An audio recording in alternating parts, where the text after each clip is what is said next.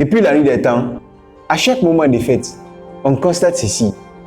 Certains deviennent de plus en plus riches, d'autres deviennent de plus en plus pauvres. Il y a une catégorie de personnes, quand nous sommes en moment de fête, ils gagnent de l'argent, ils gagnent assez. Et le lendemain de la fête, ils sont joyeux parce qu'il y a toujours quelque chose à mettre dans le ventre. Mais il y a une autre catégorie, c'est la personne la plus heureuse le jour de la fête. Mais le lendemain, il n'a rien à mettre sur la langue. Qu'est-ce qui cause cela? Pour tous ces deux cas, il y a des causes. Et dans cette vidéo, nous allons découvrir ces causes. Bonjour et bienvenue dans cette rubrique Éducation financière.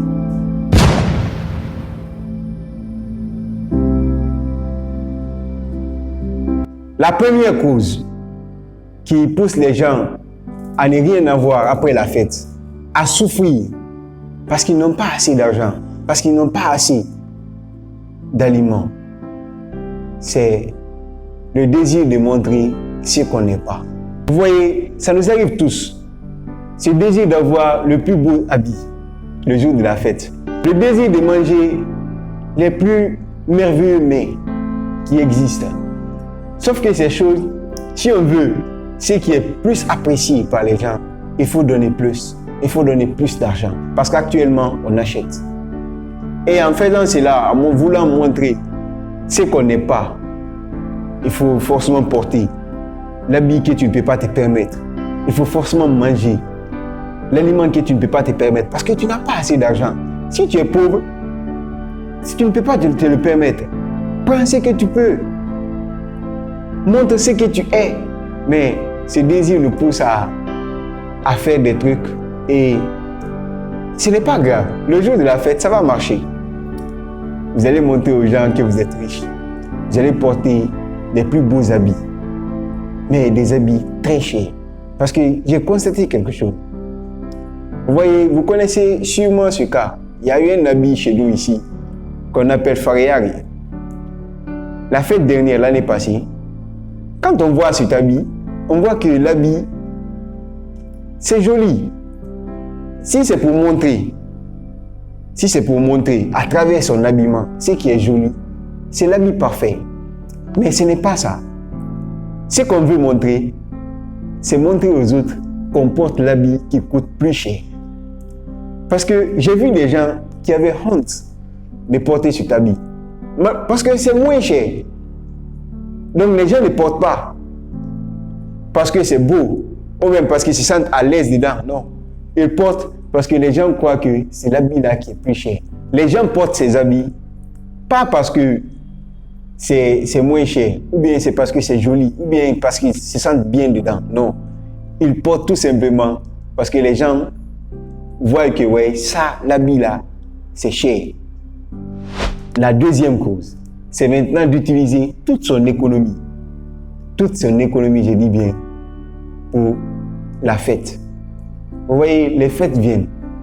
Mais pour quelqu'un d'heureux, tous les jours sont des fêtes. Comme nous vivons en société, il y a des jours spécifiques pour des fêtes. Par exemple, nous sommes dans le mois de Ramadan. Il y a la fête de Ramadan.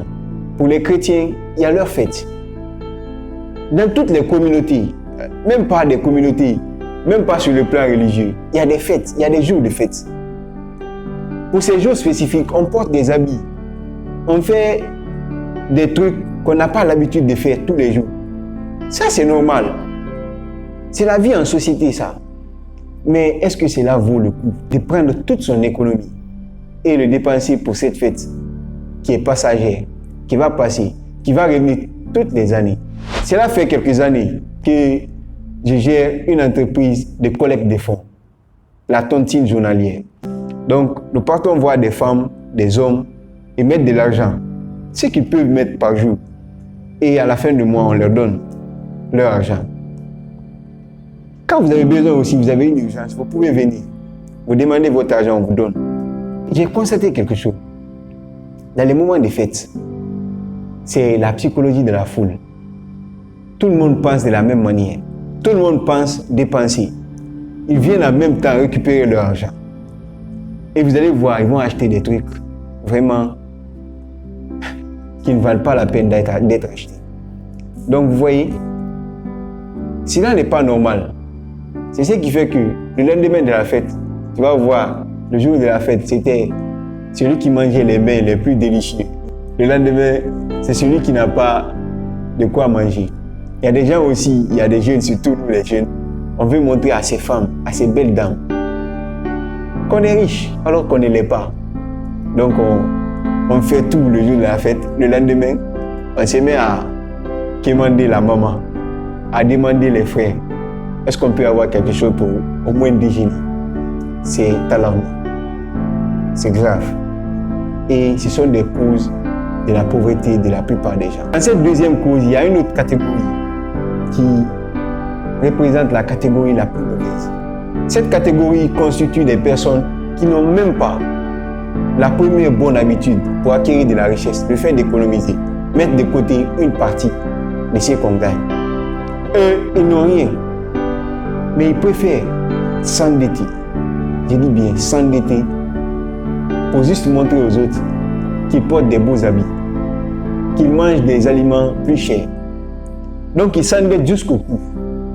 Oui, ils s'endettent jusqu'au cou. Et après la fête, ça peut marcher pour certains, mais je dis bien, rares sont des gens qui pardonnent leurs créances. Les créanciers d'ici, nous sommes en Afrique, on le sait. Si tu prends, tu vas donner. Peu importe, tu vas donner.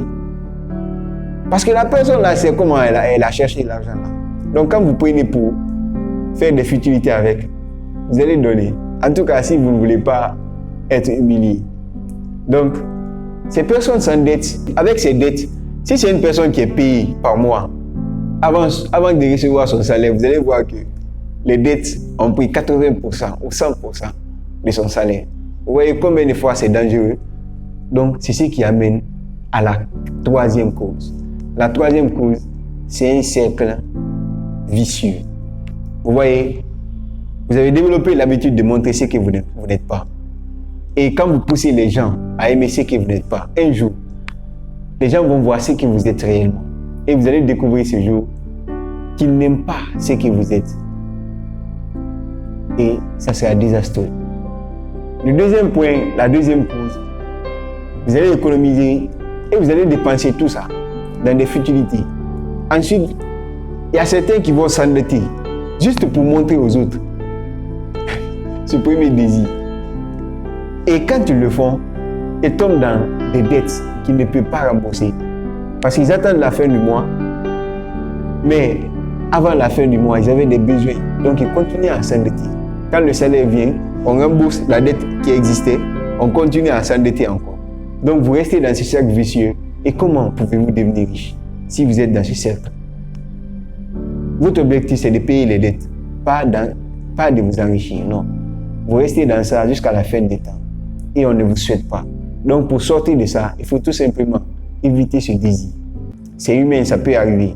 Quand ça vient, il faut l'écarter. Tu achètes ce que tu peux te permettre. Ta valeur ne se trouve pas dans ce que tu portes. Non. Ta valeur se trouve en toi. C'est la cohérence entre ce que tu dis et ce que tu fais. Dans cette cohérence se trouve ta valeur. L'économie que tu vas faire, quand tu économises, il faut savoir l'investir. On économise, c'est pour investir, pas pour dépenser inutilement. Pas pour mettre son argent dans ce qui ne va pas vous rapporter.